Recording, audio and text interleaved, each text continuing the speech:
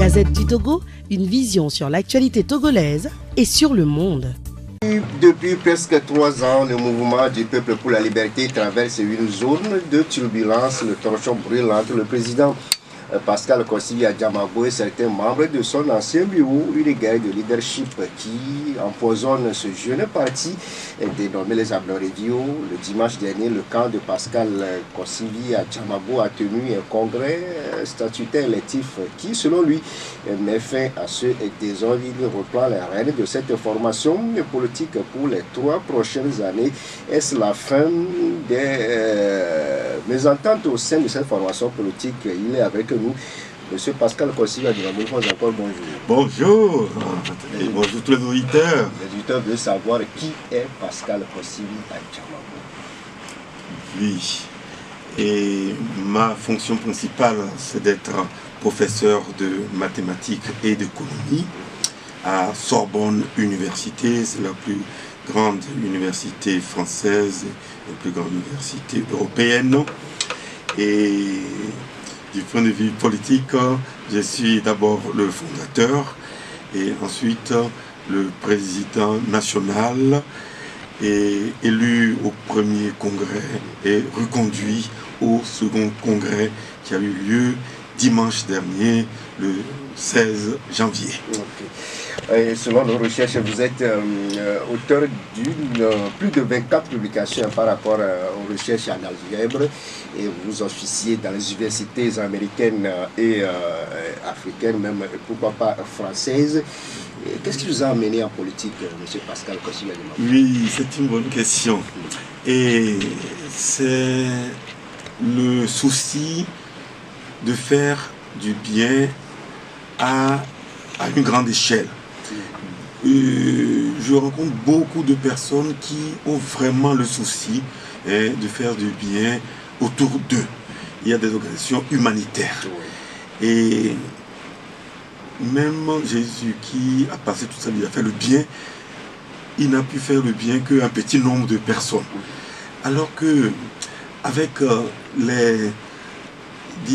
avec les leviers politiques, on peut faire du bien à l'échelle de millions et même de milliards de personnes.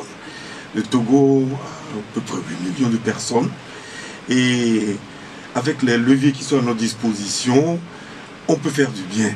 Et nous avons établi un programme en 10 points, et le troisième point qui semble le plus important, c'est que nous voulions apporter le changement non seulement au sommet de l'État, mais dans la vie de tous les citoyens. Et non pas en faisant des promesses démagogiques, mais en changeant les conditions de travail pour que chacun puisse gagner sa vie de manière beaucoup plus importante. Et donc c'est cette détermination à faire le bien à la plus grande échelle possible et qui m'a poussé à lancer le parti. Mais je peux vous dire que depuis les années 90, j'ai été des éminences grises de plusieurs leaders de l'opposition togolaise, en commençant par Léopold Ninevi, et ensuite Gilles Christ Olympio, dont j'ai été officiellement le conseiller spécial, et à la suite de son beau-frère Eric Amerding. Et j'ai occupé ce poste de 2010, depuis la signature de l'accord historique entre UFC et RPT, jusqu'au lendemain des élections de 2015. Donc, en vous écoutant bien, vous n'êtes plus un méconnu de la scène politique togolaise comme le pensent certains Togolais. Pas du tout. C'est vrai que je suis toujours resté dans l'ombre. Bon, j'ai essayé d'être une éminence grise, et ne pas dans la lumière. Mais il travaille beaucoup, j'ai beaucoup, c'est vrai, mais c'est pour vraiment agir à la plus grande échelle que vous avez mis en place le MPL. De 90 que vous étiez au-devant une matière grise de cette lutte jusqu'à ce jour, plus de 30 ans après, quelle réflexion vous faites de cette vie politique au Togo? Oui, ayant été dans les couloirs de l'opposition depuis les années 90, je trouve que c'est une histoire de gâchis à répétition. Hein. Et oui, la question de l'alternance, et surtout de l'alternance pacifique, et aurait pu être réglée déjà au lendemain de la conférence nationale. Et oui, on a perdu des occasions. On avait des soutiens diplomatiques très forts sur le plan international. Et je ne sais pas pourquoi. Et puis après, disons, ayant été dans les couloirs, je me suis rendu compte que non, il y a une mauvaise gouvernance de la lutte pour l'alternance. Et là, de donner des conseils qui ne sont pas suivis, bon, j'ai décidé... Ce qui vous a poussé à mettre sur pied cette formation. Oui, c'est ça, parce que je sentais que je m'épuisais à donner des conseils qui me semblaient évidents, mais je n'étais pas écouté. Vous êtes incompris. Oui, alors, bon, j'ai préféré Est-ce que ça a changé aujourd'hui? Est-ce que c'est le même scénario que vous observez depuis 1990 jusqu'à 3 décennies après? Et oui, bon, ce qui, selon moi, a changé depuis 10 ans, c'est les luttes internes qui sont devenues plus frontales, hein, et dans l'opposition. Et bon, jusque dans les années, je dirais, les années 2010, l'opposition a raté beaucoup d'occasions pour obtenir cette alternance pacifique. Mais depuis 2010, j'ai l'impression que les luttes internes sont devenues plus frontales et que ça affaiblit beaucoup plus. Prenons le cas de l'UFC. Et les négociations ont duré de longues années. Et ceux qui finalement ont contesté ont participé aux négociations. Bon, mais ils sont libres de changer d'avis. Mais s'ils étaient restés à l'UFC en tant que, disons, opposition interne, hein, et à l'accord, eh bien ça aurait créé une pression sur la majorité de l'UFC qui approuvait l'accord pour que les accords soient vraiment appliqués. Eh bien malheureusement, donc l'accord entre UFC et APT, pour moi, n'a pas du tout été appliqué. Il y a quelques postes qui ont été accordés à certains qui en ont profité, mais ce n'était pas pour profiter, c'était un poste pour entier l'accord. Non, c'est pour des réformes, c'est pour l'alternance. Donc, de ce point de vue, l'accord n'a pas du tout été... L'accord était, selon vous, un échec? L'application a été un échec. Hein, un échec. Vous voyez, si... Et ceux qui n'étaient pas d'accord à l'UFC, s'ils étaient restés en constituant une opposition interne, ça aurait exercé une pression sur la majorité des partis qui étaient favorables à l'accord. Et avec cette pression interne, eh bien, l'accord aurait été beaucoup mieux appliqué. Et voilà. Et donc, là aussi, c'est lutte interne. Vous voyez, bon, au lieu, ceux qui n'étaient pas d'accord à l'UFC, donc au lieu de rester pour exercer une pression, bon, ils ont dénigrer le président, et moi je n'étais pas du tout d'accord avec cette opposition. Donc les luttes frontales entre les oppositions ont commencé explicitement avec le dénigrement du président national. Et curieusement, celui qui avait mené ce dénigrement lui-même, il subit maintenant le même dénigrement de la part d'autres leaders. Mais il ne faut pas oublier que c'est lui qui a commencé la campagne de dénigrement de leaders de l'opposition. Voilà. Ok. Aujourd'hui, c'est vrai que cette opposition aussi a traversé beaucoup de zones de turbulence. On a aussi vu les différentes coalitions, CST, C14, de gauche et à droite. Aujourd'hui, de très loin, M. Pascal Kotia-Djamabo, comment vous avez apprécié ces différents regroupements de partis politiques pour aussi arriver à la tendance au Togo? Oui, je dirais que le dernier gâchis a été la C14, plus exactement, et les négociations entre la C14 et la CEDEAO. Et avant la réunion de la CEDEAO à Lomé le 31 juillet 2018. Et le MPL a publié une longue analyse. Et je crois qu'avec le titre « Les statu quo insupportables au Togo ». Et donc nous avons fait le bilan des statu quo depuis le début du régime actuel au Togo qui maintenant fait plus de 54 ans, les élections à répétition avec le même scénario de répression. Bien sûr, les plus graves ont été les élections de 2005 et qui, selon moi, ont fait même près de 2000 morts. En tout cas, c'est le chiffre qu'a donné François Bocco dans un meeting en Allemagne en disant que selon lui, les troubles, en tout cas les massacres consécutifs à l'élection présidentielle d'avril 2005 a fait autour de 2000 morts.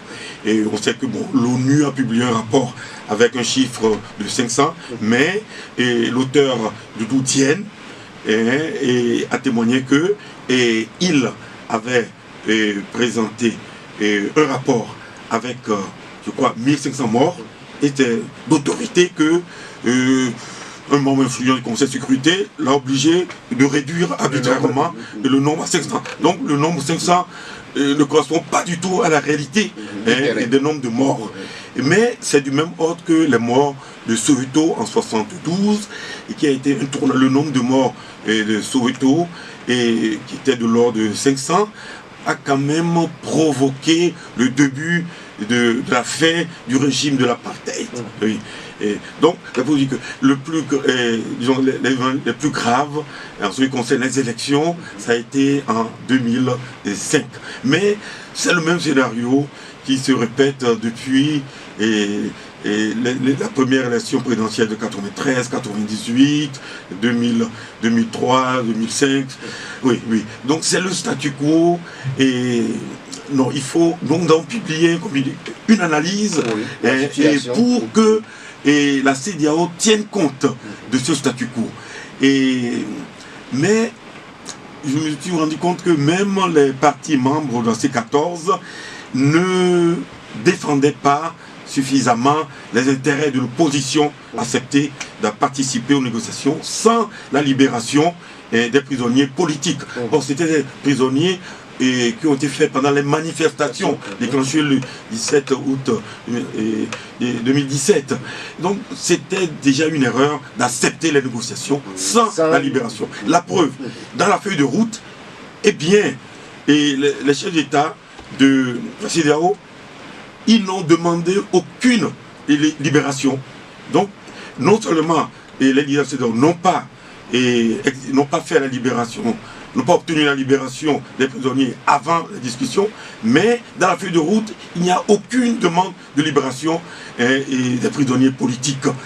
Et par contre, nous savons que ce rapport a fixé une date butoir pour l'organisation des législatives. Mais ça devait... l'opposition ne devait pas accepter. Maître Aboibo, c'est le seul qui s'est levé et qui est parti avant la fin pour dire que lui n'est pas d'accord avec cette feuille de route.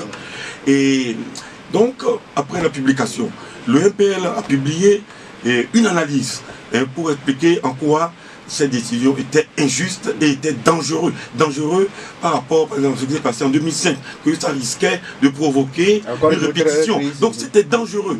Et donc nous avons condamné avec l'extrême vigueur. Mais curieusement, nous avons été les seuls partis à avoir fait une analyse et condamné la feuille de route de la CEDEAO. Même le PNP, qui était, je dirais, à l'avant-garde, eh bien, son représentant, vous l'avez écouté, a dit que le PNP donne 15 sur 20 à la feuille de route. Alors que moi, j'ai dit c'est 0 sur 20. Et donc, nous avons joué un rôle dans le débat public d'avant-garde, et en avant-garde même des partis qui ont composé la C14. Donc j'estime que la C14 a été un gâchis et n'a pas su défendre les intérêts stratégiques du peuple togolais. C'est vrai que lors de cette discussion, la libération des détenus politiques aussi a été évoquée, et on se rappelle à ce temps-là, on libérait par gouttes les détenus politiques, mais juste après, le pouvoir en place a fermé le robinet. Jusque-là, il y a certains qui sont toujours dans les geôles, dans les villes du Togo. Et c'est dans cette atmosphère que le MPL est arrivé. Au-delà de tout ce que vous venez de dire, le MPL se dresse aujourd'hui pour corriger le tir. Concrètement, qu'est-ce que vous allez faire que les autres n'ont pas pu faire, M. Pascal Koscielny-Djamaboué? Oui, c'est une bonne question. Voyez, et dans la continuité de la contribution d'un parti au débat national, ouais, nous ne publions pas seulement des communiqués, nous publions des analyses. Et il y a une différence entre communiqué et analyse. Et pour vraiment renforcer le débat public, et pour surtout élever le niveau. Et tous ceux les historiens qui se sont penchés sur l'histoire de l'obtention de l'indépendance du Togo, ils savent que le père de l'indépendance a su obtenir l'indépendance presque sans insuffisance de sang, et grâce à sa capacité de conviction. Il donnait les arguments pour convaincre. Et la France tenait à sa tutelle, ne voulait pas donner l'indépendance, mais le père de l'indépendance a su convaincre les interlocuteurs américains, surtout de l'ONU, pour qu'on obtienne d'une manière pacifique cette indépendance. Eh bien, c'est possible de convaincre, de susciter des pressions extérieures pour qu'on obtienne enfin cette alternance, surtout pacifique. Et moi je tiens à la nature de l'obtention de l'alternance. Et pour moi, le modèle, c'est l'Afrique du Sud, qui, après la lutte armée, et dans les années 60, a obtenu l'alternance dans les années 90, non seulement d'une manière pacifique et négociée, mais même d'une manière conviviale. Et Nelson Mandela, dans son livre Une longue route vers la liberté, il a raconté comment, 2 ans avant sa libération officielle, il rencontrait déjà ses adversaires, il prenait le thé, et donc ça s'est fait d'une manière conviviale. Mais on peut avoir une position résolue, mais conviviale. Résolue dans le sens qu'on veut l'alternance. C'est ce que l'MPL veut faire. Oui, voilà, mais d'une manière conviviale. Et comme l'a fait Mandela, personne ne doute de la résolution de Mandela à obtenir l'alternance. Mais il a fait preuve non seulement de pacifisme, mais de convivialité. C'est pour ça que vous rappelez aussi, vous réclamez aussi des Abladeviot. Oui, c'est ça. Abladeviot, j'aimerais préciser les divers sens qui ont été donnés à Abladeviot. Et jusqu'à l'obtention de la proclamation de l'indépendance en 1960, parce qu'il y a eu une nuance entre l'obtention de l'indépendance et la proclamation. En fait, le Togo a obtenu l'indépendance en 1958, à la suite des élections du 27 avril 1958, bien avant, 6 mois avant la Guinée équatoriale. C'est en septembre 1958 que la Guinée a obtenu l'indépendance et l'a proclamée quelques jours après.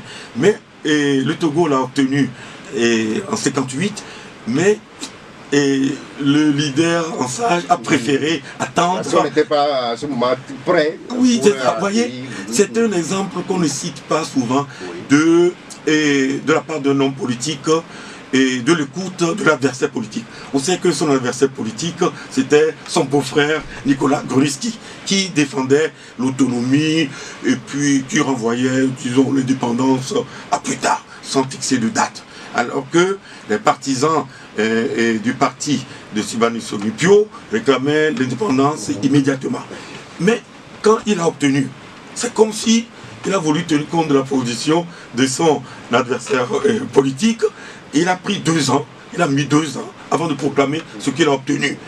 C'est un exemple d'un leader politique qui s'est tenu compte de la vie de ses adversaires politiques. Donc, vous voulez prendre cet exemple-là pour mener la lutte. Mais au niveau de votre formation politique, c'est vrai que le MPL défend cette idéologie, mais apparemment, c'est comme il y a du feu dans la maison, il y a des mésententes au sein du bureau du MPL. Aujourd'hui, dimanche, vous avez tenu une élection où on vous a arrivé à la tête de cette formation politique. Que se passe-t-il réellement au MPL, M. Pascal Kosili Adjamabo. Bon. Et je vais prendre la question, mais je vais rapidement réitérer. Rapidement. Voilà. Et donc, jusqu'à l'obtention, jusqu'à la proclamation d'indépendance, Ablorivio signifiait les partisans du parti culte qui défendait l'indépendance. Mais le jour de la proclamation de l'indépendance, le père de nous a dit que maintenant, c'est tous les Togolais qui sont devenus des Ablorivio, donc des enfants de l'indépendance. Voilà. Et donc c'est ce nouveau sens de Ablorivio donné par le père de lui-même, c'est ce que nous mettons en avant. Donc en parlant d'Ablorivio, on ne revendique pas d'être d'être des cutards, comme on dit de manière péjorative, non, mais des enfants de la liberté, tels que l'a proclamé le père de l'indépendance. Et donc ça concerne tout le monde. Il faut lever cette ambiguïté.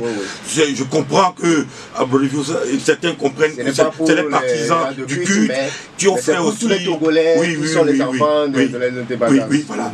Donc il faut revenir. Oui, que se passe-t-il? Oui, voilà. Et bon, il y a eu un problème puisque un groupe qui faisait partie, mais vraiment c'est un groupe minoritaire parce que le premier bureau contenait 19 membres. Et ceux qui ont voulu s'accaparer de la direction du MPL, c'est à peine 4 anciens membres du premier bureau sur 19. Vous pourrez vérifier, pas plus, je dirais même 3. 3 membres. Oui. Donc c'est une minorité. Et le problème c'est que, voilà, et le problème est clair.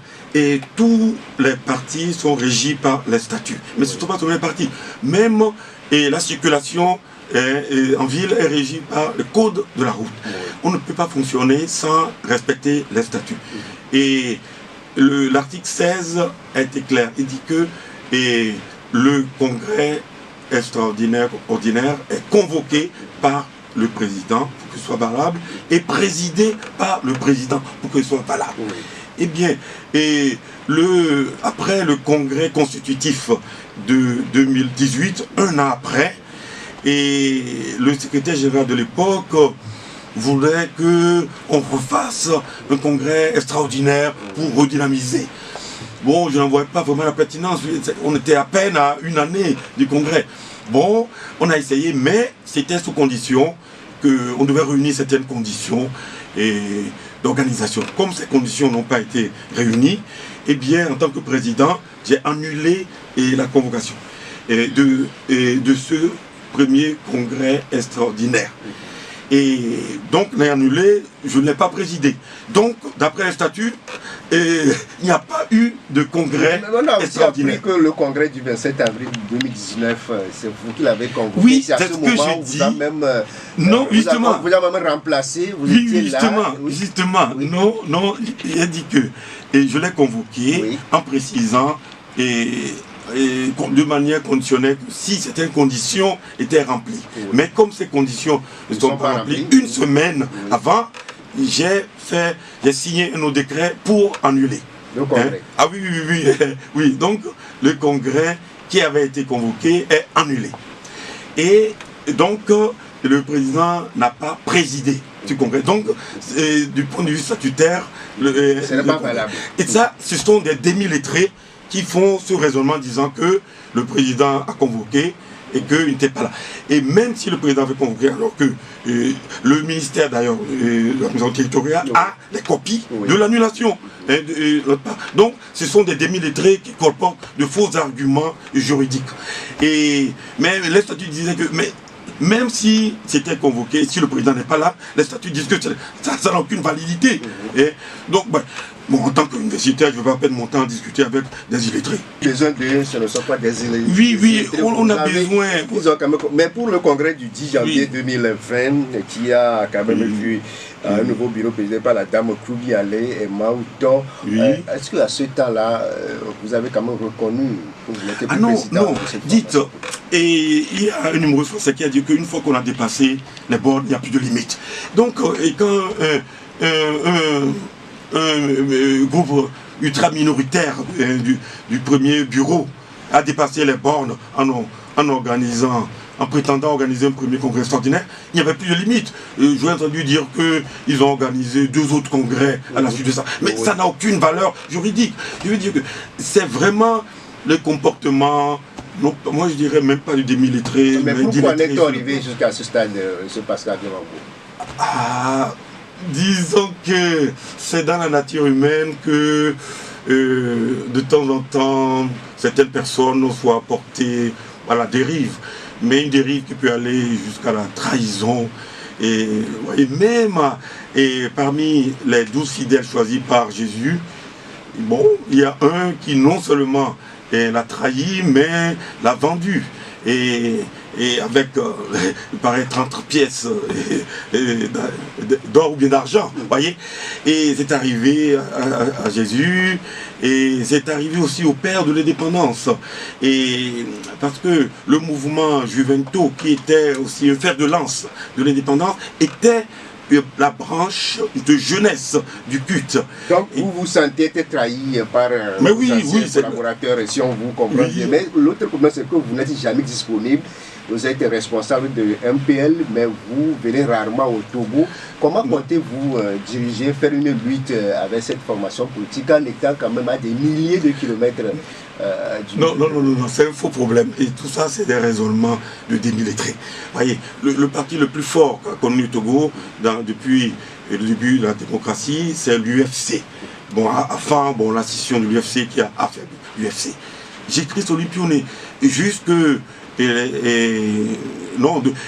depuis surtout l'attentat de Soudou, et il ne pouvait plus physiquement être là, mais le parti, ça n'a pas empêché le parti d'être fort.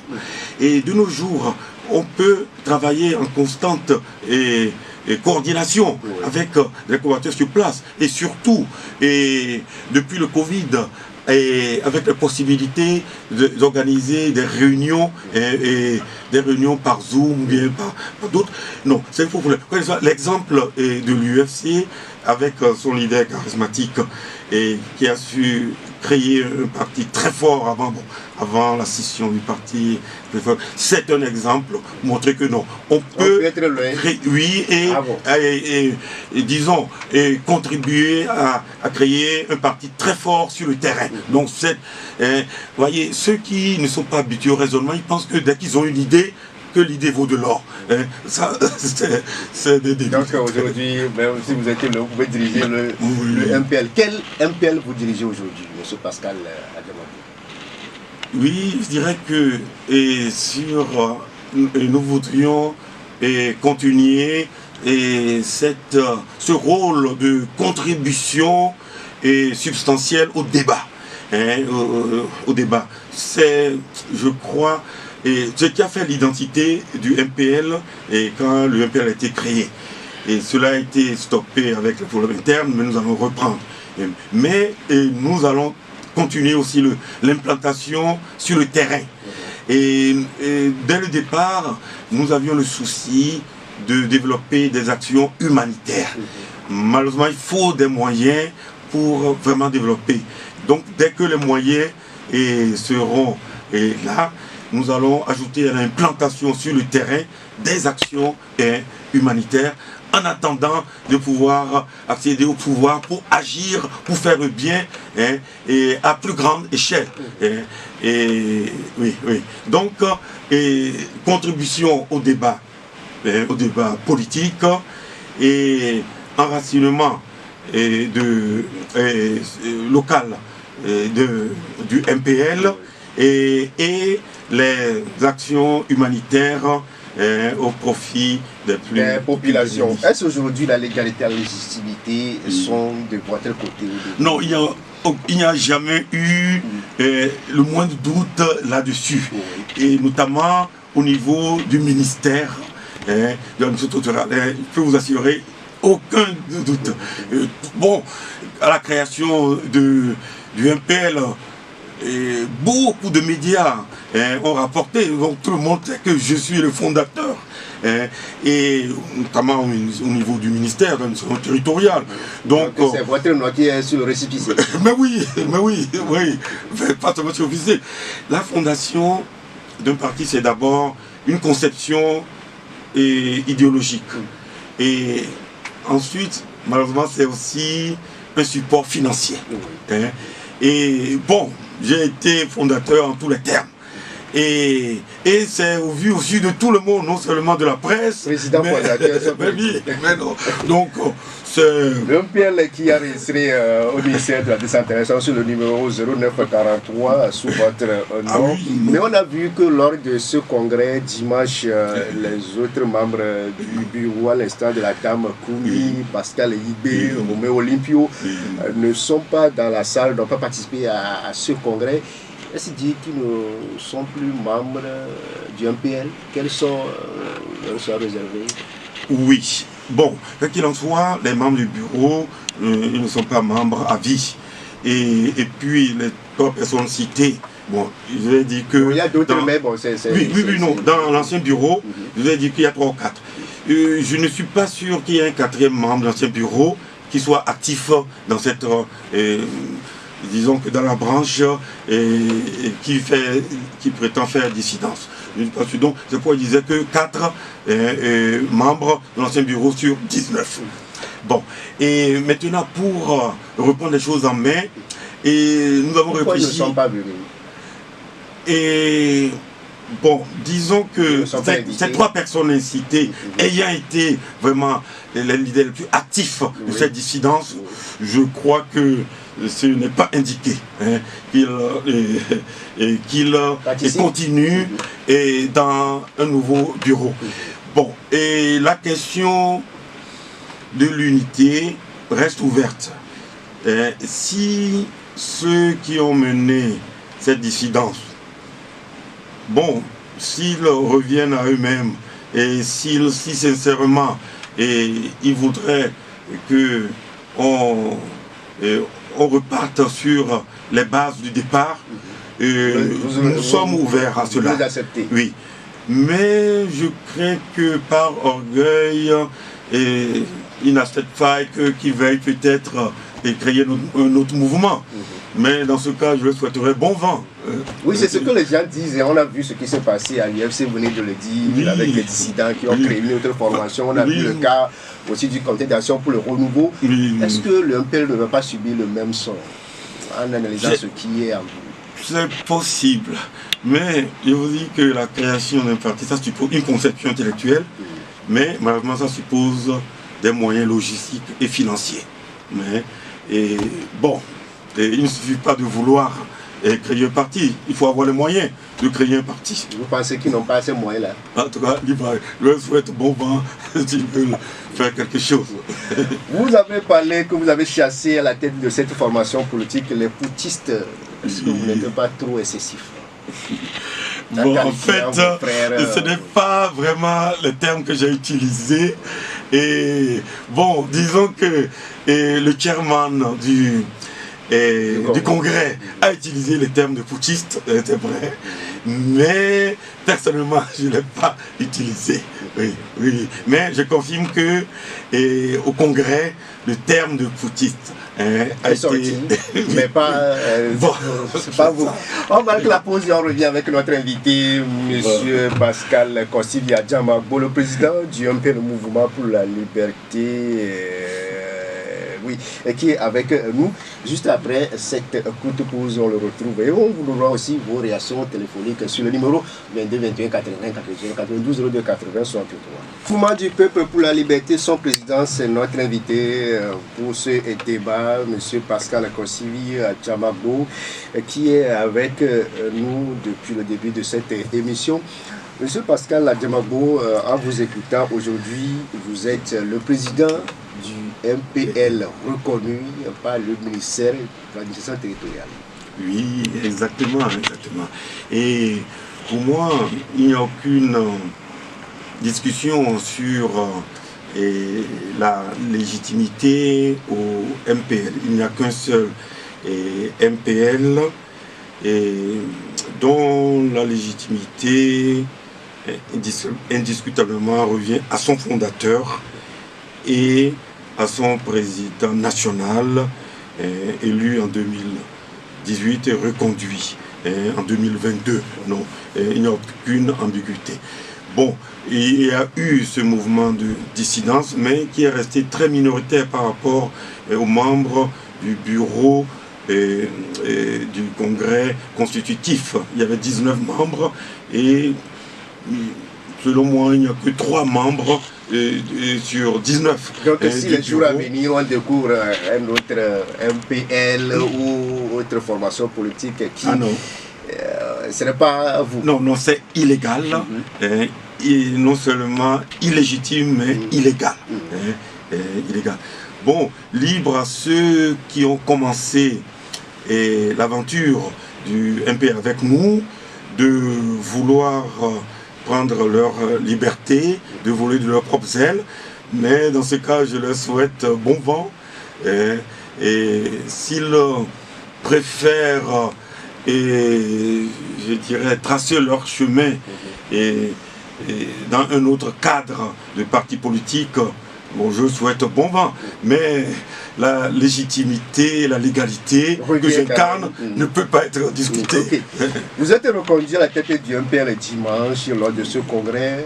Quels sont les nouveaux défis que vous vous êtes fixés? On a appris que vous voulez mettre en place une plateforme pour regrouper les autres formations politiques. Oui, voilà, voilà.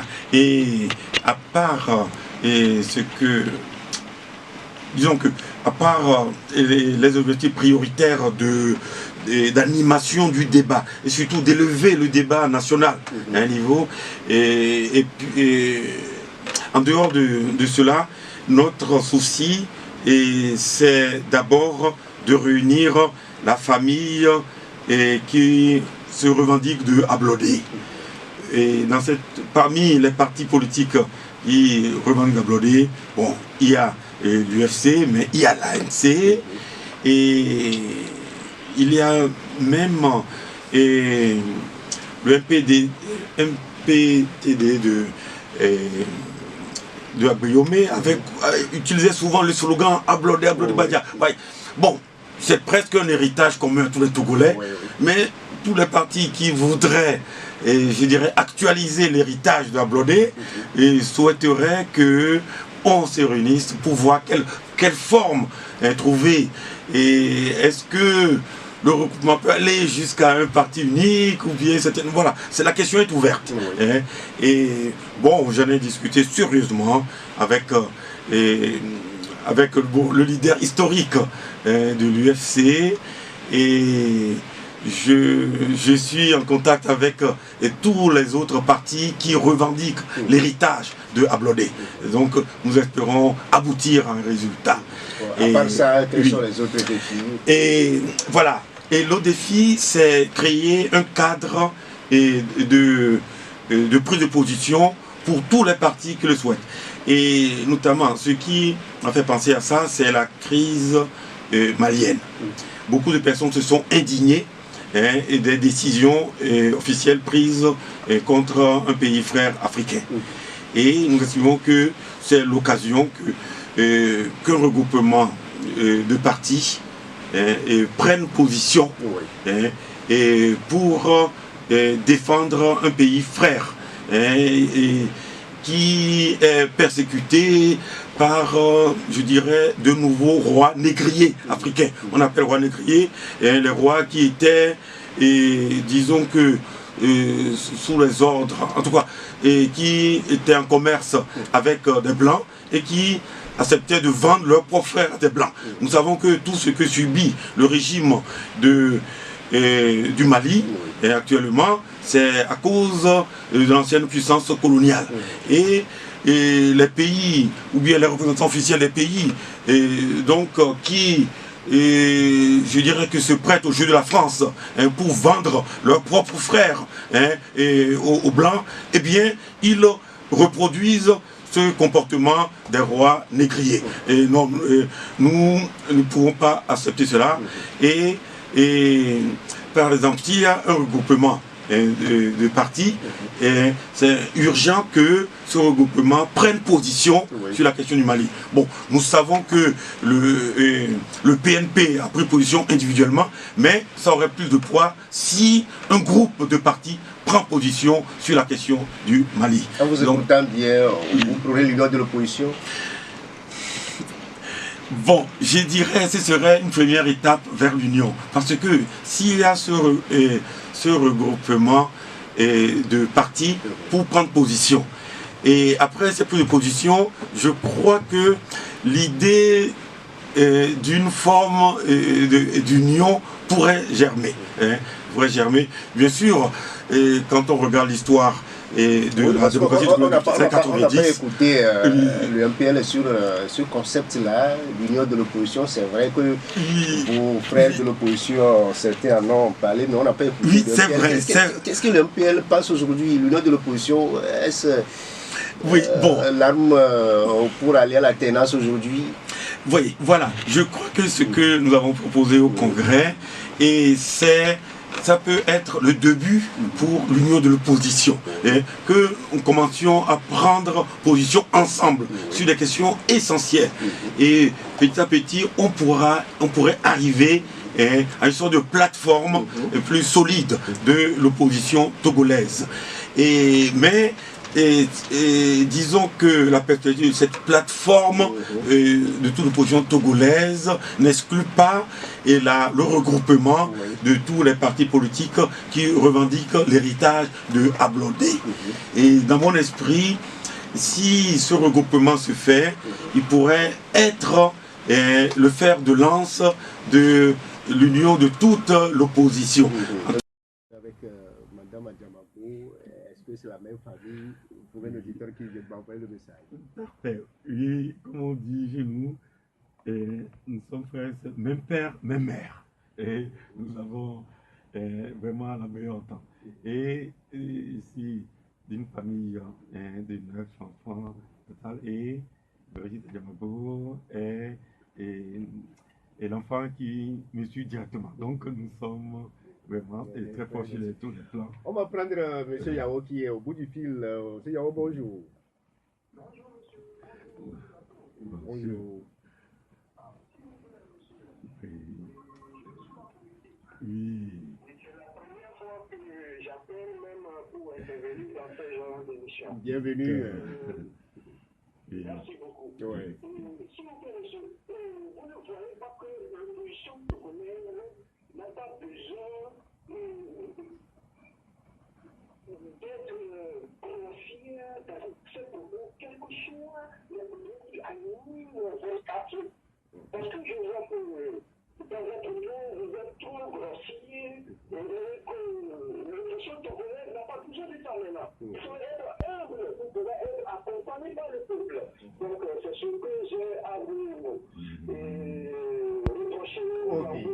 Ok, merci beaucoup à vous, Yao. Derrière vous, c'est M. Pélé. Bonjour, M. Pélé. Oui, bonjour. Oui, je salue votre président. Ok, bon, moi, pour une question, c'est pour dire que aujourd'hui, on dit que nous avons 120 partis politiques. Même si nous avons 1000 partis politiques, tout ce Togolais vote seulement 2 blocs. On a voté 3 personnes, 3 partis politiques depuis 1958. Donc, toutes ces choses-là, il faut dire que même si on a 120 partis politiques, le président Yadima avait créé plus de 60 partis politiques dans ça. Et il y a d'autres aussi coalitions qui se passent. Sur le terrain, on sait le nombre de partis politiques qu'on a. Donc, tout cette chose-là, c'est pour distraire, ou bien c'est pour que le petit dit que l'opposition est divisée. L'opposition, les leaders des partis politiques sont divisés. Mais le peuple n'est pas divisé. La preuve est que le 22 février 2020, le peuple s'est encore orienté. Et c'est là où il bat. Et il est parti là. Aujourd'hui, nous avons 2 blocs.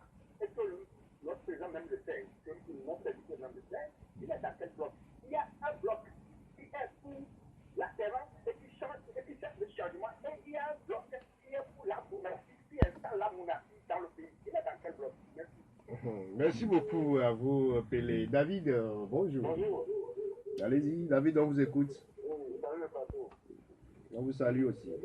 Moi, j'ai la conviction que l'aide du président ne connaît pas bien la position de vous. Mais ce que je veux dire, il a été réalisé. Je le disais, ce n'est pas la position de vous.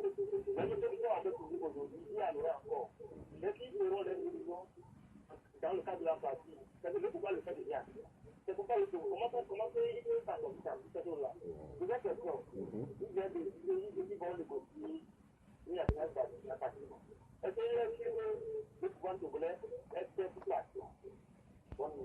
Bonne journée aussi à vous, David. Le dernier intervenant, c'est Monsieur Raoul. Bonjour, Raoul. Bonjour, Jocelyn invité. Jidas, J'espère que l'auditeur aura le temps de réécouter une émission le soir où il est là que l'émission passe au début. Ma première question, est-ce qu'il est opposant à l'opposition, il est opposant au régime? Parce que sur les 1 heure qu'il a fait, je ne l'ai même pas vu une seule fois le résultat au pouvoir. Secondo, lui-même, il n'arrive même pas à rassembler sa propre idéologie, il n'est même pas dans le parti de Adjumako, il n'arrive même pas à remplir son parti. Comment est-ce qu'il va rassembler les autres partis de l'opposition? Je vous remercie. On vous remercie beaucoup à vous, Raoul. C'est vrai, on va s'arrêter ici pour les réactions téléphoniques. Monsieur Pascal Adjumabo, on a vu avec les réactions pour Yao qui nous a appelé. Lui vous a suivi. Pour lui, vous manquez d'humilité dans vos propos. Vous êtes trop grossier par rapport à ce que vous venez de dire, surtout à l'opposition. Est-ce que c'est un bon signal pour vous? Et voilà, en ce qui concerne les problèmes internes du MPL, et oui, on va aller, mais bon. Oui, voilà, j'ai pas voulu réagir à chaud. Mais j'ai décidé de siffler la fin de la récréation. Donc c'est pourquoi j'ai eu un ton ferme par rapport à ces éléments qui ont semé le trouble dans le parti. Mais c'est une question de fermeté, mais après plus de 2 ans d'attitude, de sagesse. Donc, à cet auditeur, je vais dire que, eh bien, j'ai patienté pendant plus de 2 ans, près de 3 ans, mais qu'il est temps de réagir. C'est pourquoi j'ai eu un ton ferme par rapport à cela que j'ai qualifié de demi-lettré et même d'inalphabète politique. Non. Et le Christ lui-même qui est parti dans la violence, il a recouru à des fouets pour chasser les vendeurs du temple. Donc, les vendeurs du temple de l'UFC, les vendeurs du temple du MPL, bon, il est temps qu'il quitte les lieux. Donc, même le Christ qui est le partisan de la non-violence, c'est ce que nous on disait tantôt qu'aujourd'hui, est-ce que vous pensez que cette lutte-là, c'est seulement pour ceux qui ont été à l'école? Vous n'avez pas besoin de ces gens-là que vous qualifiez d'illettrés. C'est ce qu'on a dit dans l'émission. Mais pour Pelé, c'est vrai que, bon, pour lui, c'est vrai, on a eu une carrière de formation politique au Togo, plus de 200 faits. Mais pour lui, il a 2 blocs. Il se demande, c'est vous qui faites la distraction, vous les leaders politiques, mais le peuple, lui, reste ensemble. Est-ce que vous comprenez quand même sa réaction? Oui, c'est vrai. Et dans les plus anciennes démocraties, en Europe, en Amérique, on voit que les démocraties évoluent vers la bipolarité. Et l'Amérique est en fait la plus ancienne démocratie officielle. Et on voit que en fait en Amérique il n'y a que 2 partis qui comptent, bien qu'il y ait plus de partis, mais les autres partis n'ont pas de poids. Et en France aussi, on voit que généralement il y a un parti de la gauche et un parti de la droite qui, à un moment donné, sont en rivalité. Nous allons sans doute tendre vers cela, mais en ce qui concerne la situation au Togo, bon, nous savons qu'il y a eu une multiplicité de partis politiques, notamment se réclamant de l'opposition. Et cela a beaucoup nuit à la force de frappe de l'opposition. Donc il faudrait tendre vers une forme de polarisation, oui, mais disons que dans l'opposition togolaise, il faudrait tendre vers une forme de regroupement et il reste à trouver la forme. Mais nous travaillons activement. C'est justement ce que Pelé dit. Est-ce que vous êtes pour le bloc de changement ou le bloc qui... non, mais non. Et nous avons toujours été clairs que nous voulons l'alternance. L'alternance, mais d'une manière comme en Afrique du Sud. Voilà, nous sommes clairs. Mais nous devons arriver à a coalisé, a suscité l'adhésion de tous les partis qui souhaitent l'alternance. Et c'est pourquoi nous voulons d'abord former un noyau dur et des partis qui se revendiquent de la blodée. Dans mon esprit, ce sera le noyau dur de l'opposition. Mais ce noyau dur doit travailler avec tous les partis qui se revendiquent de l'opposition. C'est pour cela que nous voulons créer le plus tôt possible cette plateforme pour commencer par prendre position sur les sujets internationaux, parce que c'est plus facile pour nous. Okay, c'est la deuxième partie de la question de David qui dit bon, vous voulez négocier une alternance pacifique au Togo, vous venez de nous donner les armes. Sa première préoccupation, c'est, vous dites que vous avez été trahi par certains de vos membres. Pour lui, vous avez mal compris la politique togolaise, parce que vous devez vous attendre à ce stade-là. Non, voilà. Il faut la loyauté dans tout groupe qui doit fonctionner. Et quand il y a une rupture de loyauté, il vaut mieux une séparation, même si on doit continuer à travailler pour les mêmes objectifs. Et donc, c'est un groupement ultra minoritaire. Je vous assure que le bureau issu du Congrès fondateur de 2018 contenait 19 membres. Sur ces 19 membres, il n'y a que 3 membres actifs et qui mènent une rébellion interne. Peut-être qu'il y a un 4e qui s'associe, mais qui ne s'affiche pas. Dernière préoccupation pour Raoul, c'est vrai qu'il y a... Pourquoi vous n'arrivez pas à rassembler votre famille biologique et politique, et si vous connaissez bien Mme Adjamabo par rapport à sa lutte, pourquoi vous ne pouvez pas la rejoindre pour mener la lutte et créer encore une autre formation politique rapidement? Oui, c'est vrai. Bon, disons que les nuances peuvent être un enrichissement. Et pourquoi je milite activement pour qu'il y ait un regroupement. Il faut trouver les formes des regroupements, mais il faut absolument tendre vers les regroupements des partis politiques. Mais ça ne doit pas être un simple regroupement. Il faut qu'il y ait quelque chose de fort.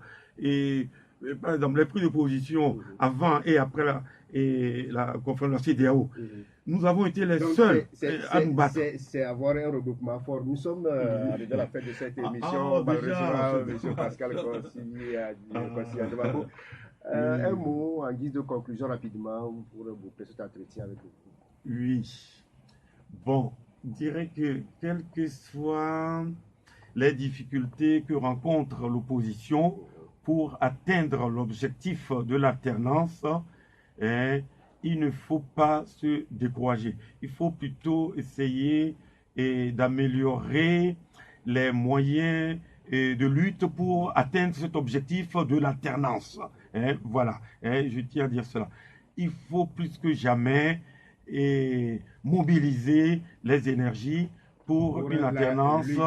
Oui, voilà. Merci beaucoup à vous, M. Pascal Kossi Adjamabo, le président du MPL, le mouvement du peuple pour la liberté, qui était passé dans cette émission. Merci aussi à Ite Mensa qui a assuré la mise en onde, sans oublier Klouaï Kokou Pascal du site La Gazette du Togo.com et son directeur, M. Défense Apaki. À 9h, Jacob Arama sera là et son invité, c'est le maire de la commune de Golfe 6, M. Jean-Baptiste Kofi Dabovi. Bonne journée à toutes et à tous sur la 96.3 Victoire FM. La Gazette du Togo, une vision sur l'actualité togolaise et sur le monde. Rejoignez-nous sur le www.lagazettedutogo.com ou sur nos comptes Facebook, Twitter et YouTube. Pour tout contact, écrivez à contact@lagazettedutogo.com ou appelez le 92 80 88 53. La Gazette du Togo, c'est l'information en continu.